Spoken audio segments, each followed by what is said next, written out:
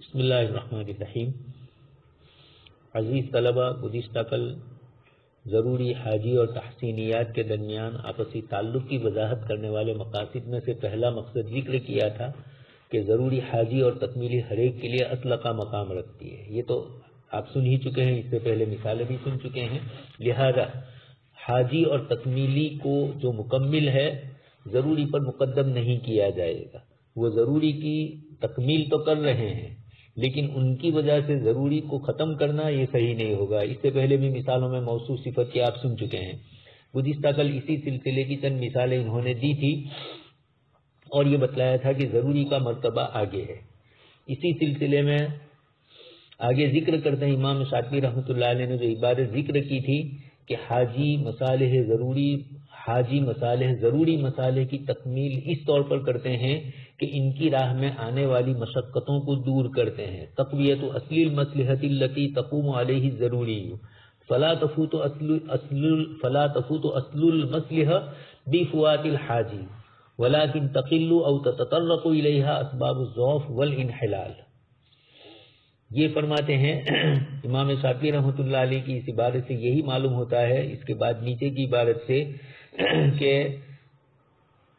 جس طرح ضروریات کے مقام کو واضح کرتی ہے اسی طرح حاجیات کے سلسلے میں بھی ذکر کیا کہ وہ ضروریات کے لیے مکمل کا درجہ رکھتی ہے اور ان کا کردار یہ ہے کہ وہ مصالح ضروریات کو تقویت دے۔ وظیفتھا، ان کا اپنا جو فرض ہے وہ یہی ہے، یعنی اس سے یہ فائدہ ہونا چاہیے حاجیات کے ذریعے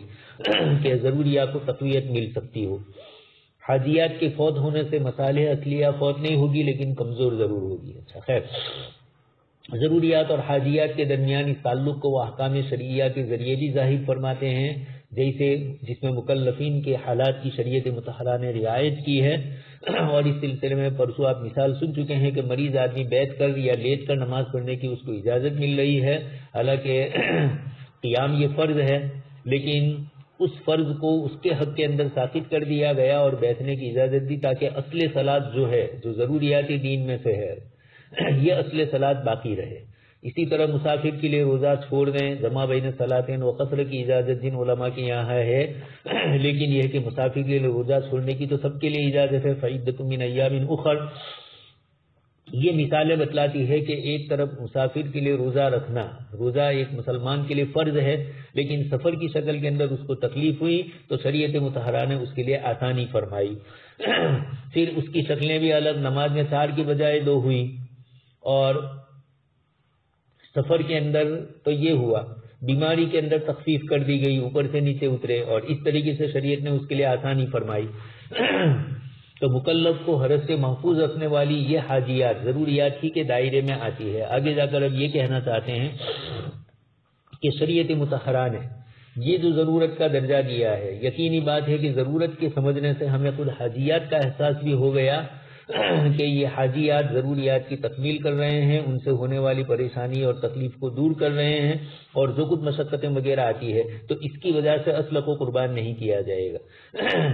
یہ انسانی زندگی کو مزید آسان بناتی ہے، عسر اور مشقت سے محفوظ رکھتی ہے۔ چنانچہ آپ اوپر کی مثال میں دیکھ ہی چکے ہیں، مریض آدمی ہے، بیٹھ کر یا لیٹ کر نماز پڑھنے کی شریعت اس کو اجازت دے رہی ہے، تو اس پر جو عسر اور مشقت آئی، شریعت مطہرہ نے حاجیات کے ذریعے اس کی تکمیل فرمائی۔ یہ گفتگو تو تھی حاجیات کے سلسلے کی کہ حاجیات یہ ضروریات کے لیے مکمل ہے۔ اب ایک اور بات بھی ذکر کرتے ہیں کہ تحسینیات کا بھی یہی حال ہے،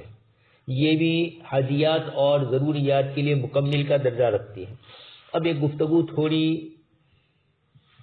علامہ احمدی رحمۃ اللہ علیہ کے حوالے سے کیلانی صاحب یہ نقل کرتے ہیں کہ امام شاطبی رحمۃ اللہ علیہ نے تو ضروری، حاجی اور تحسینی تینوں کو ایک ساتھ شمار کیا، اور تینوں کا باہم ایک دوسرے کے ساتھ ربط ہے جو اب تک آپ سنتے آئے ہیں۔ لیکن علامہ احمدی رحمۃ اللہ علیہ نے کچھ ایسی عبارتیں ذکر کی جس سے یہ محسوس ہوتا ہے کہ ضروریات اور حاجیات یہ دونوں کا تحسینیات سے کوئی تعلق نہیں ہے۔ مکمل ہونے کی حیثیت سے اس کو، ضروری اور حاجی کے لیے مکمل ہونے کی حیثیت سے اس کو رد کر رہے ہیں، یہ مطلب ایک تعبیر ہے۔ وہ تحسینیات کو ایک مستقل شمار کرتے ہیں. شریعت نے جو آسانیاں دی ہے، شریعت نے جو رخصتیں دی ہے اور شریعت نے جن امور کو تحسین والا بنایا ہے، ان کی تحسینیت میں تو کوئی اشکال اور اعتراض نہیں ہے. یہاں گفتگو صرف محض اس ترتیب میں ہے کہ ضروری، حاجی اور تحسینی تینوں کا باہم ربط ہے، یا صرف ضروری اور حاجی ہی کا باہم ربط ہے اور تحسینیہ کا من وجن تو ربط ہے. لیکن پھر بھی ضروری اور حاجی کے مسائل سے اس کا کوئی تعلق نہیں ہے. امام علامہ احمدی رحمۃ اللہ علیہ کی عبارت سے تھوڑی یہ بات محسوس ہو رہی ہے. اس کو رد کرنے کے لیے کیلانی صاحب یہاں پر تحسینیات کی بحث کو ذکر کر کے یہ کہتے ہیں کہ جیسے حاجیات ضروریات کی مکملات ہے، اسی طریقے سے تحسینیات کا بھی یہی حال ہے. لیکن تحسینی امور میں چونکہ عمومی طور پر اخلاقیات کا معاملہ ہوتا ہے، اچھی عادتوں سے اس کا تعلق ہوتا ہے، تو احکام کے اندر حدیث شریف میں آپ صلی اللہ علیہ وسلم نے فرمایا کہ جب تم جانور کو ذبح کرو تو فاحسنوا القتلہ، اس کے قتل کرنے میں حسن سے کام لو، تحسینیات سے کام لو. چھری کو تیز رکھو، ایسی جگہ پر اس کو نہ پسارو جہاں پتھر وغیرہ لگے ہوئے ہیں، اور جانور کا کوئی عضو مرنے سے پہلے ٹوٹ جائے. باندھنے میں بھی اس کے ساتھ اس طرح کی سہولت رکھی جائے کہ گلے میں اتنی زیادہ شدت نہ آ جائے کہ اسی کی وجہ سے اس کو تکلیف ہو. یہ ساری باتوں کو شریعت مطہرہ نے فاحسنوا القتلہ کے ذریعے واضح فرمایا. اب یہاں پر امام شاطبی رحمۃ اللہ علیہ نے تحسینیات کو بھی ضروری اور حاجیات کے ساتھ شریک کیا، اور امام علامہ احمدی رحمۃ اللہ علیہ کی بھی تحسینیات کا انکار وہ نہیں کر رہے ہیں. ایک تعبیر کا فرق ہے، لیکن چونکہ اس تعبیر کے فرق سے کبھی کبھار یہ وہم ہو سکتا ہے کہ ضروری اور حاجی کا تو باہم تعلق ہونا چاہیے، تحسینی امور کا تعلق ضروری اور حاجی، خاص کر کے حاجی کے ساتھ بھی نہ ہو، ضروری کے ساتھ تو ہوگا ہی نہیں، وہ یہ کہہ رہے ہیں. لیکن حقیقت میں تحسینی یہ ضروریات کی تکمیل کے لیے ہے، مستحبات کی ادائیگی ہوگی، مندوبات کی ادائیگی ہوگی، اولویات اور اچھی جو چیزیں سمجھی جاتی ہیں ان پر عمل ہوگا. یہ مندوب کی قبیل سے ہے تو یقینی بات ہے کہ فرض کو اس سے فائدہ تو ہوتا ہے. یہ الگ بات ہے کہ نفسی فرض اپنی ادائیگی میں ان تحسینیات کا محتاج نہیں ہے، لیکن نماز کے اندر 3 تسبیحات سنیت کا درجہ رکھتی ہے، 3 سے زائد استحباب کا درجہ رکھتی ہے. اب یہ ایک آدمی اگر صرف سجدے کی کیفیت ادا کرتا ہے اور فوراً اٹھ جاتا ہے، یا سجدہ چاہے 3 تسبیح کے برابر کر رہا ہے لیکن کچھ پڑھ نہیں رہا ہے، تب بھی فقہا اتنا تو کہیں گے کہ سنت چھوٹ گئی، نفس سے اس کا فرض جو سجدے کی تعریف ہے، رکوع کی تعریف ہے، وہ ادا ہو گیا. لیکن یقینی بات ہے کہ یہ رکوع اور سجدہ بغیر ذکر کے رہا، جبکہ شریعت مطہرہ نے تو تحسینیات کا یہاں تک لحاظ فرمایا کہ بندہ جب اپنی حیت میں تکبیرات انتقالیہ جو ہوتی ہے، ایک حالت سے دوسری حالت کی طرف بندہ منتقل ہوتا ہے، شریعت نے اس موقع پر بھی اللہ اکبر رکھا. رکوع سے ہم سجدے کی طرف جا رہے ہیں، جیسے رکوع ختم کر کے سجدے کی طرف جا رہے ہیں، وہیں سے سمع اللہ کے بعد ربنا لک الحمد ہو رہا ہے، منفرد ہے تو دونوں ورنہ ایک، اور اس کے بعد سجدے میں جاتے ہوئے اللہ اکبر وہ کہہ رہا ہے، پھر سجدے میں تسبیح پڑھ رہا ہے. یہ سب شریعت مطہرہ نے یہ جو تکبیریات میں اتنا لحاظ کیا تو یقینی بات ہے کہ اس عبادت جو فرض مقدار ہے اس کی ادائیگی کے اندر شریعت کیوں ملحوظ نہیں رکھے گی؟ جب انتقال کی حالت میں شریعت بندے کو اللہ اکبر اور سمیع اللہ وغیرہ پڑھا رہی ہے تو یقینی بات ہے کہ تسبیحات کو ان ارکان کی ادائیگی کے اندر ادا کرنا بھی ایک تحسین ہوگا. بندے کی یہ عبادت اللہ کے سامنے جھک رہا ہے، اپنے اعضاء کے ذریعے، قول کے ذریعے بھی بول رہا ہے اور عمل کے ذریعے بھی کر رہا ہے، یہ تحسینیات ہوگا. تو تحسینیات کا تعلق بھی ضروریات اور حاجیات سے وہی ہے جو مکمل کا مکمل کے ساتھ ہوتا ہے، اور یہ مکلفین کی زندگی کو یقینی اور آسان بنانے جانے کے بعد اس کی تزیین اور تحسین کا کام کرتے ہیں. جتنے بھی تحسینی امور ہے، ہر عبادت کے ساتھ جو تحسینیات لگی ہوئی ہے وہ اس عبادت میں حسن اور اس کے اندر اور مزید کمال پیدا کرتے ہیں. اس طرح حاجیات اور ضروریات کی حفاظت و تکمیل کو مزید بہتر طریقے سے انجام دیتے ہیں. اس کی مثال دے کر سمجھا رہے ہیں. امام شاطبی رحمۃ اللہ علیہ نے ضروریات کے ساتھ ان کا بھی تحسینیات کا بھی یہی رکھا. وہ مثال ذالک ان حفظ الاورات وان كان من التحسینیات التي لا تدعو الیہ ضرورہ ولا تلح على وجودہ حاجہ فانه عائد على الضروری بتاکید وزیادۃ رعایتہ. ذالک ان کشف الاورات مدعات الى تحدید النسل وهو من جملة الضروریات، وتحدید النسل مدعات الى احضار النفس ولذا كانت الدعوة إلى حفظ الأوراد وسترها سعيا إلى صون الضروري انتهاء. هذا معناه الشاطبي بقوله فالتحسينية أي المصالح التحسينية كالفرع للأصل ضروري ومبني عليه. واستند في ذلك على أن التحسيني مكمل للحاجي والحاجي مكمل للضروري والمكمل للمكمل مكمل. آپ سمجھ چکے ہیں ضروری، حاجی، تحسینی. ان کے اندر حاجی اور تحسینی یہ دونوں ضروریات کے لیے مکمل ہے. ان مکمل کا مکمل کے لیے مکمل ہونا ضروری ہے، اور یہ تب ہوتا ہے جبکہ ان کی بھی رعایت کی جائے تو عبادت احسن طریقے سے ادا ہوتی ہے. اس میں انسانی جسم کے مخصوص اعضاء کی حفاظت بھی تحسینیات کی قبیل سے ہے. اس لیے ضرورت شرعیہ یا حاجت شرعیہ اس کی متقاضی نہیں ہے، لیکن اس تحسینی حکم کا تعلق ضروریات سے اس طور پر ہے کہ یہ ایک ضروری کے وجود کو یقینی بنانے کے ساتھ ساتھ اس کے لیے معاون کا کردار ادا کر رہے ہیں. حاجی اور تحسینی یہ ضروریات کے لیے اس طرح کے درجے میں آتے ہیں، اور اسی طریقے سے تحسینی خود حاجی کے لیے بھی اور ضروری کے لیے بھی اسی درجے میں آتی ہے. اس کے اوپر وجود تو موقوف نہیں ہے، یہ ضروری اور حاجت کے درجے کی تو نہیں ہے. جیسے فرمایا ولا تلوح علی وجودی حاجت فإنه عائد علی الضروری بتاکید وزیادۃ رعایتہ. البتہ اس کی رعایت اور معاون کا کردار وہ ادا کرتی ہیں، اس لیے کشف عورت نسل انسانی کے وجود کے لیے خطرہ بن سکتا ہے. سطر کھولنے کے بعد شرعی اعتبار سے یقینی طور پر انسانی نسل وجود کے لیے خطرہ ہے. یورپ میں اور ہندوستان میں بھی جہاں بے پردگی عام ہے، ہم دیکھ رہے ہیں کیا کیا شکلیں وجود میں آتی ہے. ایک تو سردی گرمی سے بچنا جو حصی طور پر اس کے لیے معاون ہوتا ہے،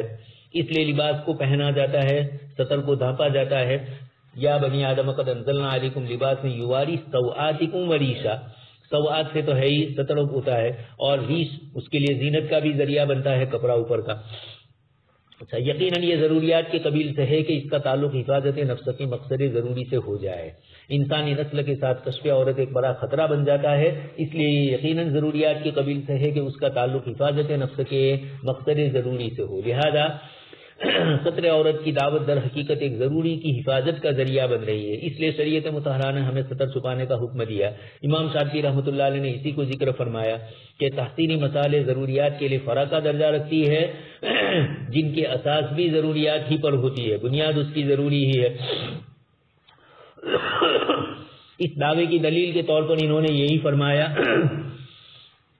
کہ تحسین حاجی کے لیے مکمل اور حاجی کو بھی ضروری سے یہی نسبت ہے، اور مکمل کا مکمل بھی در حقیقت مکمل ہی ہے. اس لیے حاجی کی تکمیل کرنے والا تحسین یہ بھی در حقیقت تکمیل ہی ہے. اس لیے یہاں تینوں لفظ مکمل ہی سمجھے جائیں.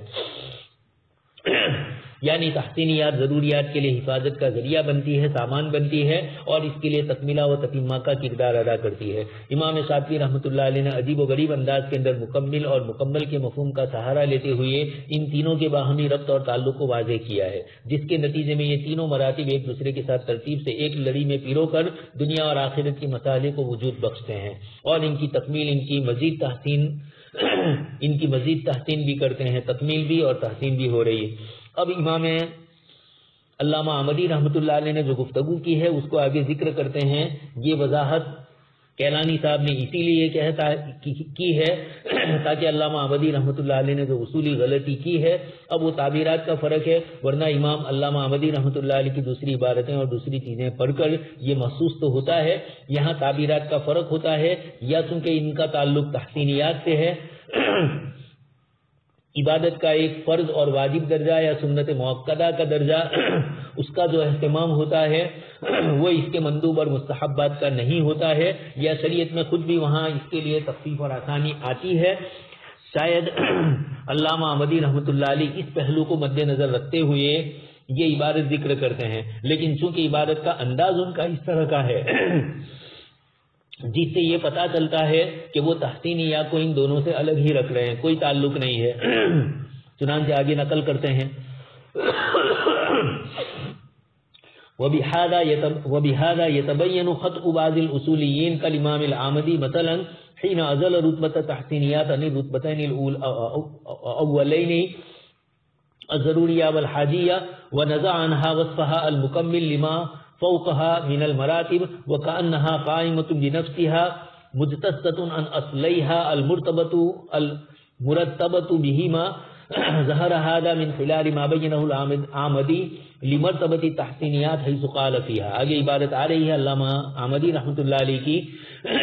جس میں انہوں نے یہ کہا کہ علامہ آمدی رحمۃ اللہ علیہ نے اصولی طور پر غلطی، یا بعض اصولیین کی جو غلطی، اس میں امام علامہ آمدی رحمۃ اللہ علیہ کی غلطی کو ذکر کرتے ہیں کہ انہوں نے تحسینیات کو ضروری اور حاجی سے بے تعلق کہا ہے، اور مکمل ہونے کی اس کی حیثیت سے اس کو الگ کر دیا ہے، اس کو ان دونوں کا مکمل نہیں قرار دیا بلکہ مستقل الگ ذکر کیا. ایسا محسوس ہوتا ہے کہ تحسینیات کا تعلق ضروریات اور حاجیات کی بنیاد پر کھڑے ہونے کے بجائے یا تو اس کا وجود ہی نہیں ہے یا خارج سے اس کو الگ سے شمار کیا. جیسے آگے علامہ احمدی رحمۃ اللہ علیہ کے کلام کو وہ ذکر کر رہے ہیں. چنانچہ احمدی رحمۃ اللہ علیہ نے یہ فرمایا وَأَمَّا إِنْ كَانَ الْمَقْصُودُ لَيْسَ مِنْ قَبِيلِ الْحَاجِيَاتِ الزَّائِدَةِ فَهُوَ الْقِسْمُ الثَّالِثُ وَهُوَ مَا يَقَعُ مَوْقِعَ التَّحْسِينِ وَالتَّزْيِينِ وَرِعَايَةِ أَحْسَنِ الْمَنَاهِجِ فِي الْعَادَاتِ وَالْمُعَامَلَاتِ وذلك كسلب العبيد أهلية الشهادة في أن العبد نازل القدر والمنزلة لكونه مستخمرا للمالك مشغولا بخدمته فلا يليق به منصب الشهادة لشرفها وعظم خطرها جريا للناس على ما ألفوه وعدوه من محاسن العادات وإن كان لا تتعلق به حاجة ضرورية ولا زائدة ولا هو من قبيل التكملة لأحدهما. یہ جو عبارت ذکر کی کہ اگر مقصود شریعت حاجیات زائدہ کی قبیل سے نہیں ہے تو وہ تیسری قسم سے متعلق ہوگا جو عادت اور معاملات میں مناسب طریقے اختیار کر کے تحسین اور تزیین کا کام کرتے ہیں، وہی تحسینیات. اس پر ایک مثال دی، مثلا غلام کی گواہی کی اہلیت سے غلام کو محروم کر دیا گیا. شریعت مطہرہ میں جہاں شہادات کی شرطیں ذکر کی وہاں آزاد عاقل بالغ ہونا، اس طرح کی جو شرطیں لگائی گئی اس میں آزادی کی بھی شرط لگائی، تو غلام کو اہلیت سے محروم کیا. اس کی وجہ یہ ہے کہ غلام اپنے مالک کے ہاتھوں مجبور ہے اور اس کی خدمت میں لگا ہوا ہے، لہذا شہادت جیسے عظیم شریعت کا جو منصب ہے وہ اس کو نہیں مل سکے گا، وہ اس کو اس کا اہل نہیں قرار دیا گیا. اس سلسلے میں لوگوں کے احساسات اور خود ان کی نگاہوں میں ان کے محاسن عادات کی موافقت کی گئی ہے. شہادت کے سلسلے کے اندر جو اس کی گواہی نہیں لی، حالانکہ حاجت ضروریہ یا حاجت زائدہ یعنی حاجت اور ضروریات اور حاجیات اس کا اس سے کوئی تعلق نہیں ہے. اگرچہ یہاں تحسینیات کے امر کو فضیلت تو دے رہے ہیں، نفی نہیں کی ہے، لیکن ساتھ میں یہ کہہ رہے ہیں کہ ضرورت اور حاجیات سے اس کا تعلق نہیں ہے. بس یہ جملہ فرمایا اور آگے مزید وضاحت میں یہ بھی کہہ دیا کہ ولا هو من قبیل التکمیلۃ لاحدہما، ضروری اور حاجی کا تعلق تحسینیات سے نہیں ہے، تحسینیات ان کا تکملہ بھی نہیں کر رہا ہے بلکہ اس کا تعلق خارج کے ایک امر سے ہے. امام احمدی رحمۃ اللہ علیہ نے یہ جو عبارت ذکر کی اس پر کیلانی صاحب ذکر کر رہے ہیں فقولہ ان کانت لا تتعلق به حاجۃ ضروریۃ ولا زائدۃ بیان ان هذه المرتبۃ لیست من قبیل الضروریات ولا الحاجیات. علامہ احمدی رحمۃ اللہ علیہ کی عبارت میں آپ نے جو یہ عبارت استعمال کی کہ حاجت ضروریہ یا حاجت زائدہ، یہ الفاظ استعمال کیے ہیں علامہ احمدی نے. انہوں نے دونوں کو حاجت کہا، لیکن ایک کو حاجت ضروریہ کہا اور ایک کو حاجت زائدہ کہا. یہ مصنفین کی عبارتوں میں فرق ہے، اس سے کوئی فرق نہیں پڑتا ہے. علامہ احمدی کے بعد جب علامہ شاطبی رحمۃ اللہ علیہ تشریف لائے تو انہوں نے ان تینوں کے لیے الگ الگ نام رکھا، ضروری، حاجی، تحسینی. امام غزالی نے بھی رکھا تھا. تو اصطلاحات کے فرق سے کوئی فرق نہیں پڑتا ہے، مفاہیم دونوں کے نزدیک ایک ہی ہے. یہ جملہ جو کہا کہ اس کا ضرورت اور حاجت سے تعلق نہیں ہے، یہ بتلاتا ہے کہ ان کے نزدیک یہ مرتبہ ضروریات اور حاجیات کی قبیل سے تعلق نہیں رکھتا ہے. پھر اس کے بعد مزید عبارت استعمال کی علامہ احمدی رحمۃ اللہ علیہ نے ثم قوله بعد ذلك ولا هو من قبيل التكملة لأحدهما، اس کا ان دونوں کی تکمیلے کے طور پر بھی تعلق نہیں ہے. تو مکمل ہونے سے انہوں نے تحسینیات کو نکال دیا. نزع وصف المکمل عن التحسین بحيث لا يعود له وجه صلة بمرتبة لضروریات مطلقا. یہ گویا کہ ان کا تحسینیات کا ان دونوں میں سے کسی سے تعلق نہیں ہے، یہ بھی بتلا دیا. یہی بات ہے جس کو امام شاطبی رحمۃ اللہ علیہ نے شریعت کے عام مزاج کے خلاف کہا تھا، اس لیے کہ تحسینیات اگرچہ ضروری اور حاجی سے کم مرتبہ ہے، لیکن بہرحال ان کا تعلق دونوں مراتب کے مصالح سے اس طور پر ہے کہ تحسینی حاجی اور ضروری دونوں کی تکمیل کر رہی ہے۔ خیر یہ تو ایک ضمنی بات تھی۔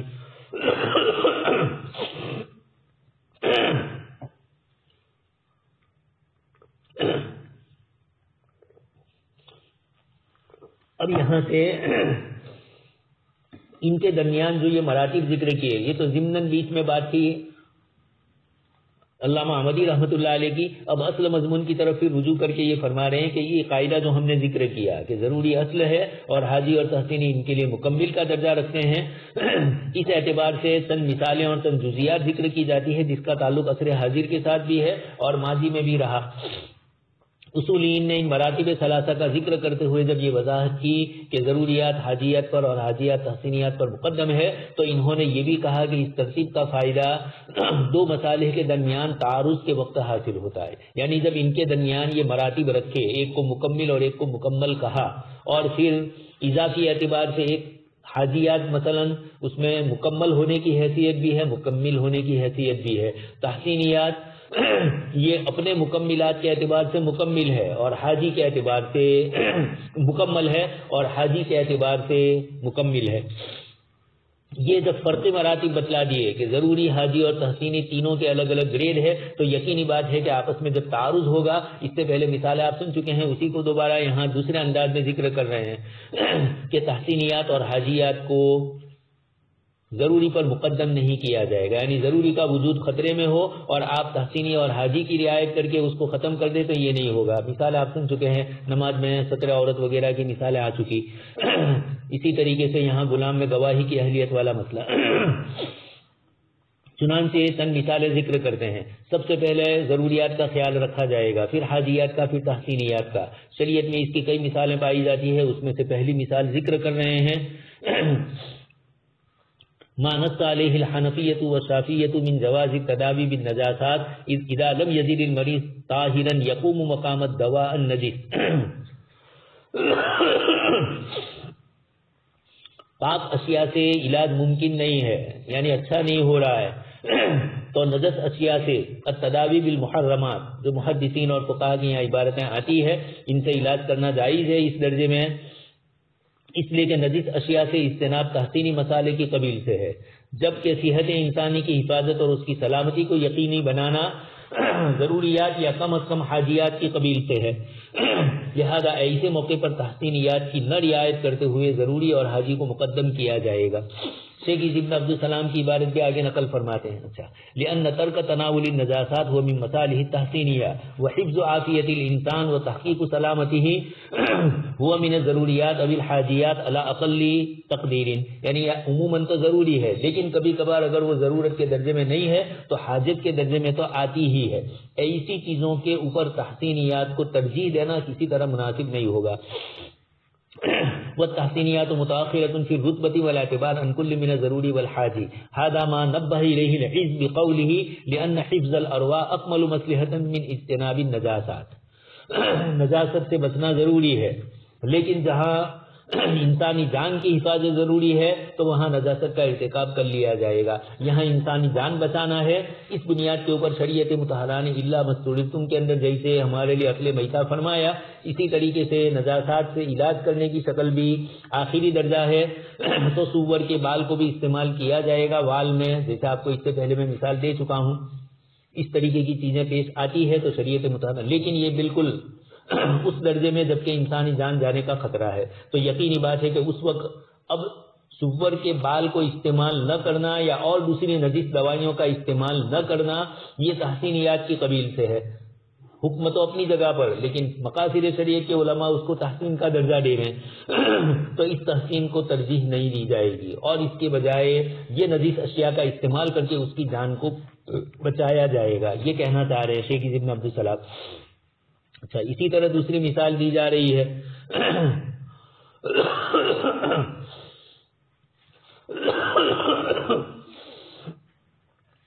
یہ تو حنفیہ اور شافعیہ کی پہلی مثال ذکر کی، دوسری مثال دی جا رہی ہے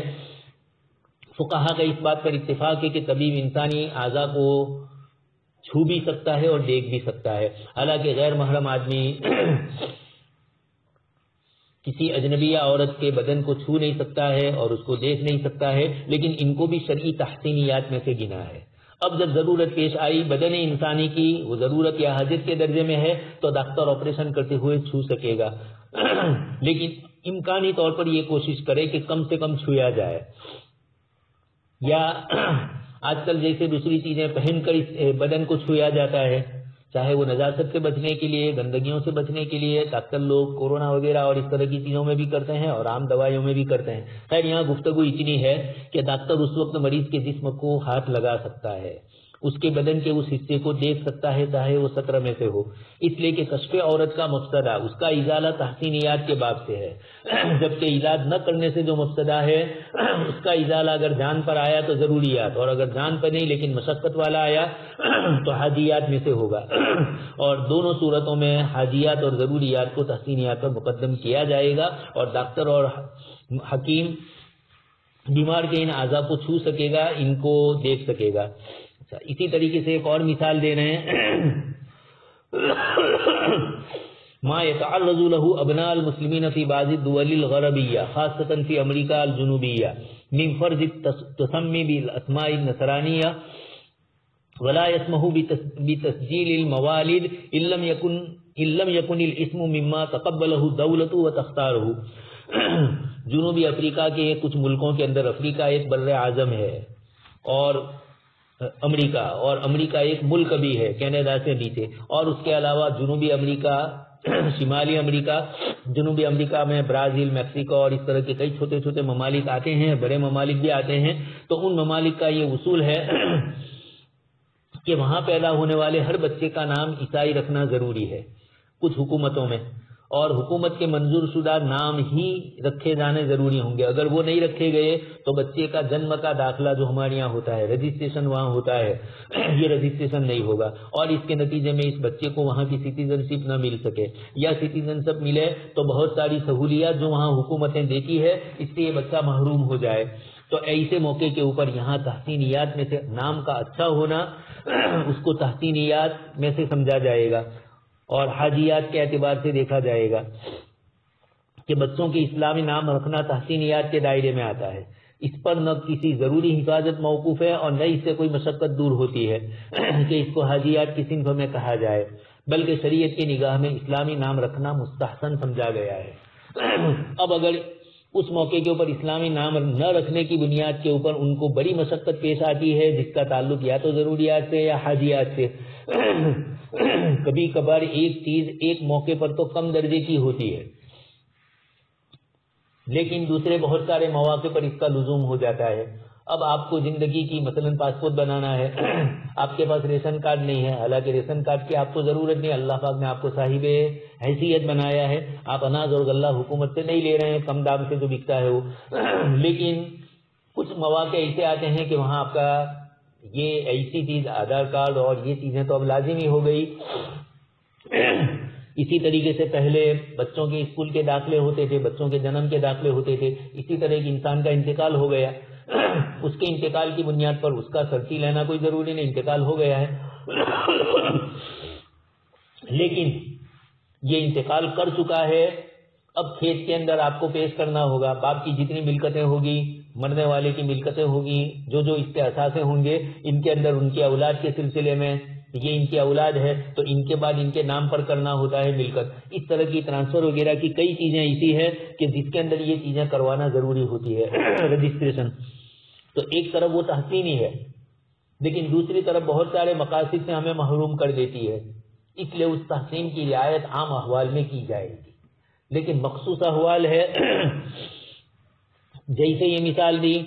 کہ مسلمان بچوں کے نام اسلامی نہیں رکھے جاتے ہیں بلکہ عیسائی نام رکھنا لازمی ہے، اس کے بغیر بچے کو داخلہ نہیں ہوگا، بچے کو جو بینیفٹ ملتے ہیں حکومت کی طرف سے اسکول کا داخلہ اور کئی پریشانیاں، تو اب یہ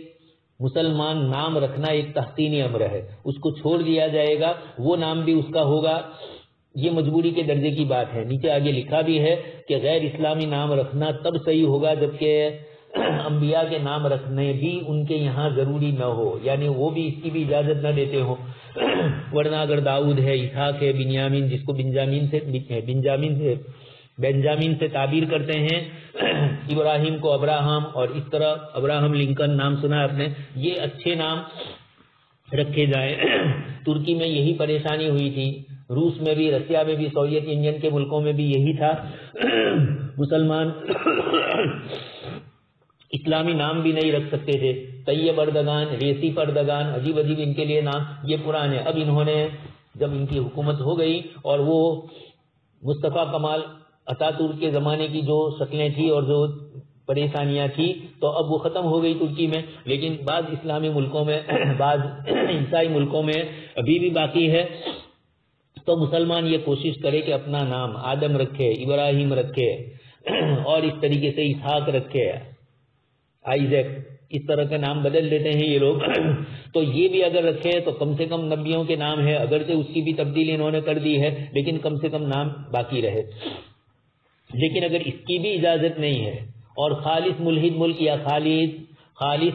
کمیونسٹ ملک ہے، اب تو وہ نہیں رہے، لیکن کسی زمانے میں لوگوں پر اس طرح کی زیادتیاں تھیں تو ان کے نام اسی طرح کے رکھے جاتے تھے۔ ابھی بھی ترکی کے کئی وزراء کے عجیب عجیب نام ہے، تو یہ پرانے ناموں کی بنیاد پر اسی سے پہچانے جاتے ہیں، اس لیے وہ نام لیے جاتے ہیں۔ اور اس طریقے سے سینٹرل ایشیا کے جو ممالک ہے، ازبکستان، قزاقستان، تاجکستان، اس میں بھی کچھ نام اس قسم کے ہوتے ہیں، یا ابھی بھی کچھ قانون سوویت یونین والے باقی ہو اور اس کی بنیاد کے اوپر وہاں بھی اگر ہو تو وہاں بھی اس کی گنجائش ہوگی۔ ثابت ہو گیا کہ بچوں کے اسلامی نام رکھنا تحسینیات سے ہے۔ اگر اس کے ساتھ ایک حاجی مصلحت متعارض ہے کہ اسلامی نام رکھنے سے شدید حرج یا ایسی مشقت پیش آتی ہے جس کے ساتھ زندگی ناقابل برداشت ہو جائے، بچے کی شہریت اور اس کے نتیجے میں ہونے والی تعلیم، علاج، رہائش، یہ چیزیں نہیں مل رہی ہے، اس کو اس سے محروم کر دیا جاتا ہے، اس طرح کی شکلیں رات دن ہوتی ہے ان ملکوں کے اندر، تو وہاں پر گنجائش اس بچے کے لیے دی جائے گی۔ اور جیسے انہوں نے لکھا حيث يمكن رد هذه المصلحة الى فقه التحسينيات والحاجيات لذلك ان التسمي بالاسماء الاسلاميه هو داخل ضمن مبدا التحسينيات اذ لا يتوقف عليه حفظ ضروري ولا يترتب عليه دفع مشقة ولكنه امر يتصل بمحاسن الاخلاق وكريم الصفات بان يكون الاسم حسنا في عرف الشرع، شریعت کے عرف کے اندر اسلامی نام ہو تاکہ ایک طرف پہچان ہو کہ یہ مسلمان ہے، اور اس کے ساتھ ساتھ دوسرا مسئلہ اس کے لیے یہ آ گیا تو ایسے موقع کے اوپر اس کے لیے گنجائش رکھی گئی دوسرے اس طرح کے نام رکھنے کی۔ خیر بات سمجھ گئے آپ۔ اسی طریقے سے آگے ایک اور مسئلہ ذکر کرتے ہیں، ما يسأله المسلمون في الغرب عن حکم دفن المسلمین فی مقابر غیر المسلمین، یہ بھی ایک مسئلہ ہے۔ یورپ کے ملکوں کے اندر سارے ملکوں میں عمومی طور پر ہوتا ہے، انگلینڈ میں تھوڑا تھوڑا مسئلہ حل ہو گیا کہ مسلمان خود ایک علاقہ لے لیتے ہیں، ان کے پاس سے پتے کے اوپر لے لیتے ہیں، وہاں قبرستان کے لیے ایک مخصوص جگہ ہوتی ہے یورپ کے اور امریکی ملکوں میں، اس کے علاوہ کسی جگہ آپ دفن کرنا چاہو تو دفن نہیں کر سکتے۔ ہماری طرح نہیں ہے، قبرستان کے علاوہ بھی کسی وقف کی زمین کے اندر کسی کی تدفین ہو جاتی ہے، یا قبرستان کے لیے مخصوص کچھ زمین کر لی جاتی ہے اداروں میں، اور اس طرح ہوتا ہے۔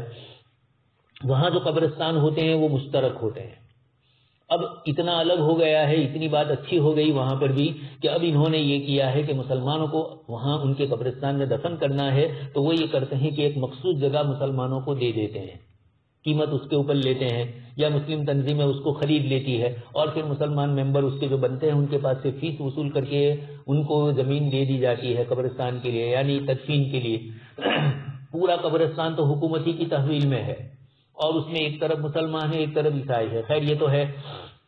لیکن کبھی کبھار کچھ قبرستان ایسے بھی ہوتے ہیں کہ بازو میں کوئی عیسائی ہے اور بازو میں دوسرا کوئی ملحد بھی ہے، دوسرے کسی مذہب والا ہے، اس طریقے کی بھی شکلیں وہاں ہوتی ہے، تو مسلمان اس کو تھوڑا اچھا نہیں سمجھتے، اس لیے قبرستان کی الگ مخصوص شکل بناتے ہیں۔ لیکن اگر کسی ملک میں اس طریقے سے ہے کہ نہیں،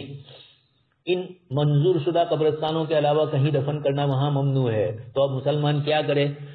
ان کے اپنے قبرستان نہیں ہیں، تو اس مسئلے کا جواب یہ دیا جا سکتا ہے کہ اس میں دو مقصدے ہیں، ایک مقصدہ تو مسلمانوں کو غیر مسلموں کے قبرستان میں دفن کرنے سے ہوتا ہے، اور دوسرا مسلمان شخص کو دفن نہ کرنے کے نتیجے میں